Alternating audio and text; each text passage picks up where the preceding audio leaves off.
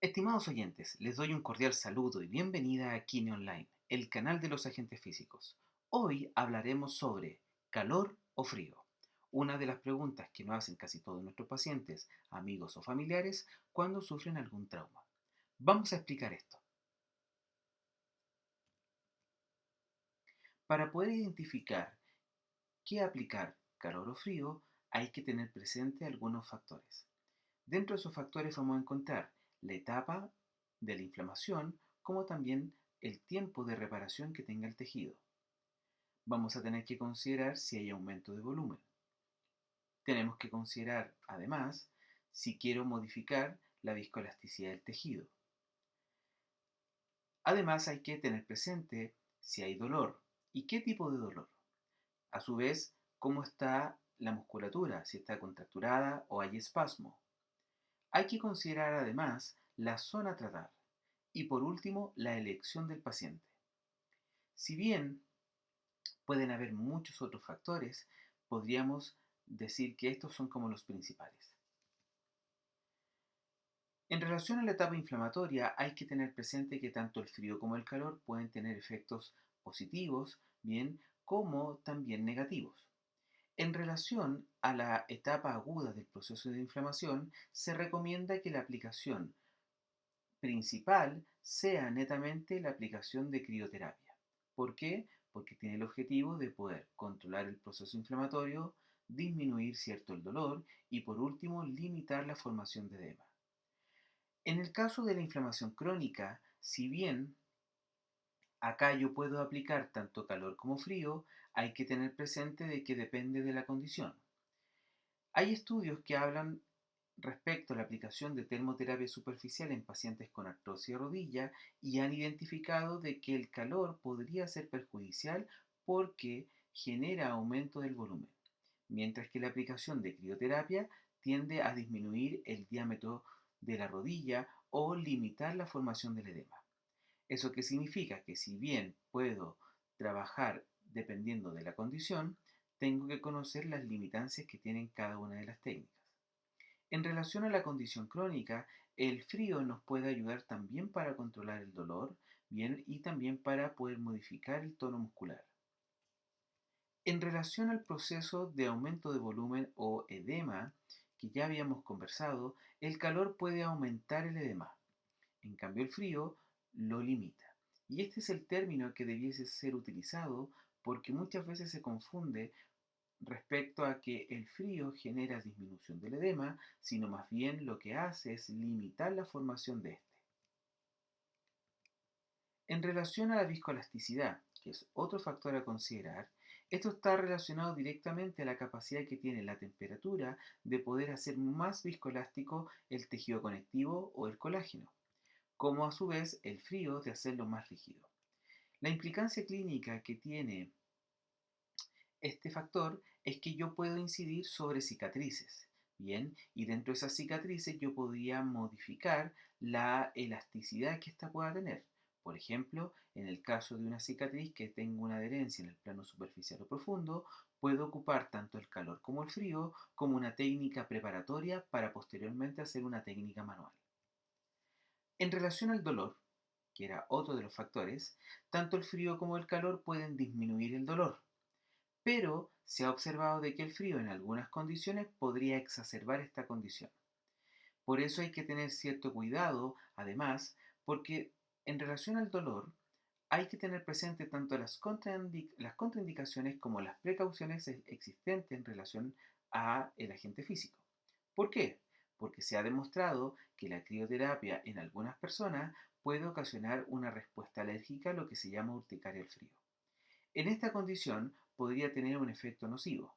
Por eso, si bien una persona que está con un proceso inflamatorio bien agudo y yo necesito controlar la inflamación y además disminuir el dolor en forma indirecta por la aplicación de crioterapia, tengo que tener presente si la persona no tiene una contraindicación para la aplicación de frío.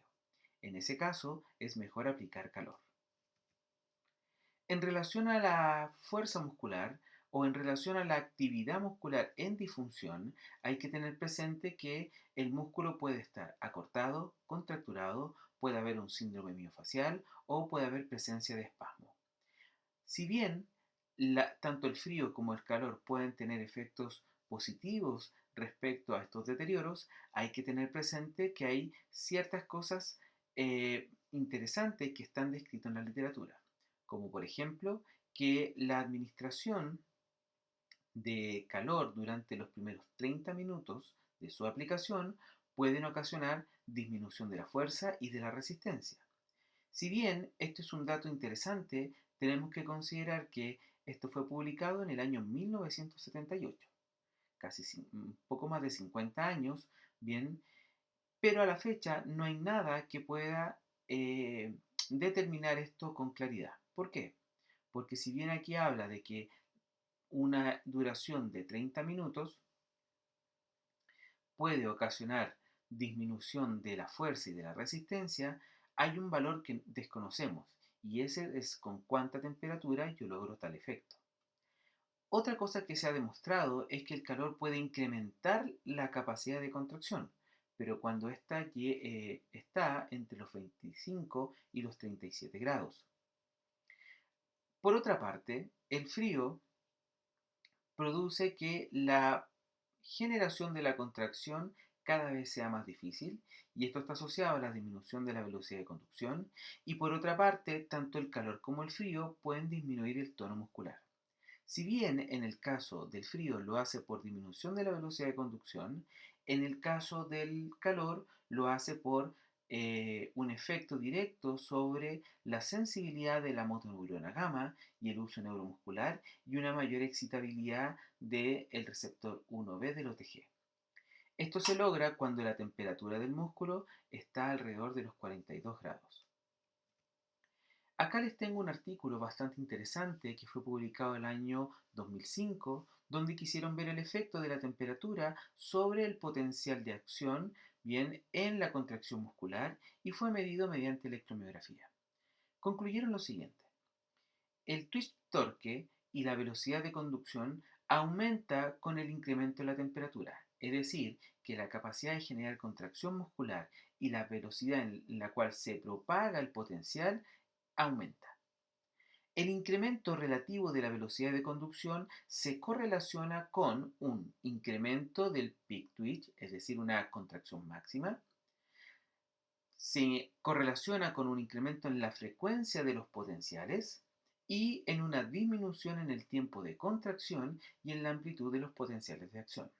En otras palabras, para que haya un aumento de la velocidad de conducción, tienen que haber algunos factores. Uno, que la amplitud de los potenciales de acción sean más cortos y que tenga mayor cantidad de potenciales de acción en el mismo delta tiempo.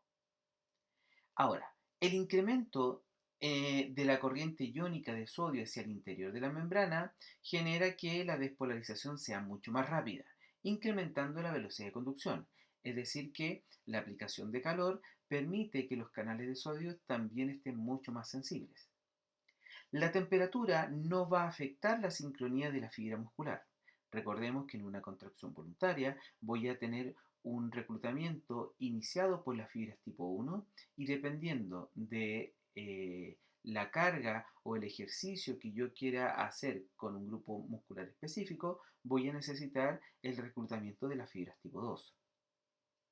Además, concluyeron que en relación al torque, los resultados indican que la temperatura entre 33 y 45 grados del tejido muscular tienen un efecto importante sobre la contracción de las unidades motoras, incrementándolas casi en un 100%.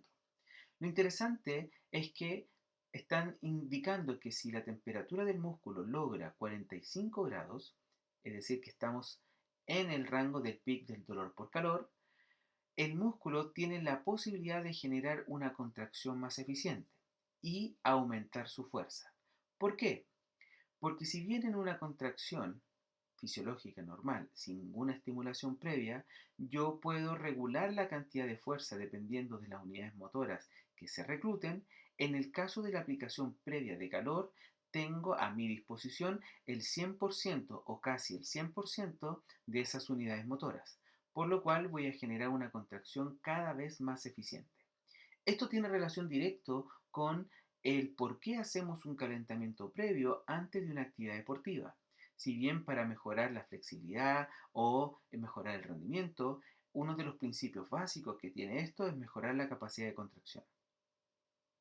Además, concluyeron que el incremento del pic de contracción puede ser debido a cambios inducidos por la temperatura en las propiedades contráctiles intrínsecas de la fibra muscular, como también un incremento en la fuerza producida por los puentes cruzados o un incremento en la sensibilidad del calcio. Es decir, todo el mecanismo de la contracción muscular se ve potenciado. Otra cosa que concluyeron es que el umbral de reclutamiento no se modifica. Bien, entonces, para concluir, tenemos que la temperatura cercana a 45 grados tiene un efecto directo sobre la cantidad de unidades motoras que se pueden reclutar.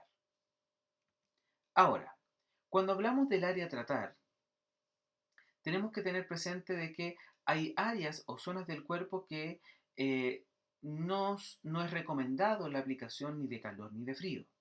Pero cuando se habla del área a tratar es porque tiene relación directamente a que hay condiciones de salud en la cual la aplicación tanto de frío o de calor pueden ser considerados como contraindicación. Por ejemplo, en el caso de sufrir una enfermedad vascular periférica, donde tengo una contracción, ¿cierto?, de los vasos sanguíneos, por ende, la cantidad de flujo sanguíneo que yo voy a tener suministrado a los tejidos va a ser menor. Si yo aplico frío, probablemente empeore la condición. De hecho, se sabe que el dolor producido por frío, bien, está asociado a receptores vasculares, por lo cual yo podría, aparte de empeorar la condición respecto al suministro de sangre, también podría generar dolor provocado por la aplicación de frío. Por eso en estos casos, bien, es mejor aplicar calor. Otra cosa interesante es la elección o preferencia que tenga la persona respecto al frío y al calor. En el caso de personas, por ejemplo, con fibromialgia, va a ser imposible la aplicación de frío, por lo cual va a ser más atingente, ya sea para disminuir el dolor, para poder tratar cierto espasmo muscular o poder tratar zonas específicas donde el calor está indicado, es mejor ocupar esa opción. ¿Por qué? Porque el frío, bien, por otra parte, puede ser perjudicial. Por eso hay pacientes que prefieren el calor antes que el frío. Por último, en relación al calor, Abramson en el año 1967 reportó que la aplicación de calor seco puede aumentar más la temperatura de la superficie de los tejidos, exponiéndolos a quemadura, mientras que la aplicación de calor húmedo puede transferirse a niveles más profundos. Por eso aquí tenemos una diferencia en las técnicas. No es lo mismo aplicar un guatero que aplicar una compresa húmedo caliente. Si bien el guatero me va a entregar un calor seco y voy a tener que cubrirlo de igual manera con una toalla o con algo que permita disminuir la cantidad de energía térmica, de alguna otra manera la aplicación de termoterapia por medio de compresa húmedo caliente, uno, es más agradable, se moldea de mejor manera y podríamos encontrar este beneficio que podría penetrar mucho más de lo que hace una técnica de calor seco. Bueno, con esto damos por finalizado este video en el cual quisimos aclarar la duda calor o frío. Te recomiendo de que sigas buscando información tanto en las bibliografías, en libros, como en artículos científicos para que puedas tomar la mejor decisión. Gracias por seguirme en Kine Online.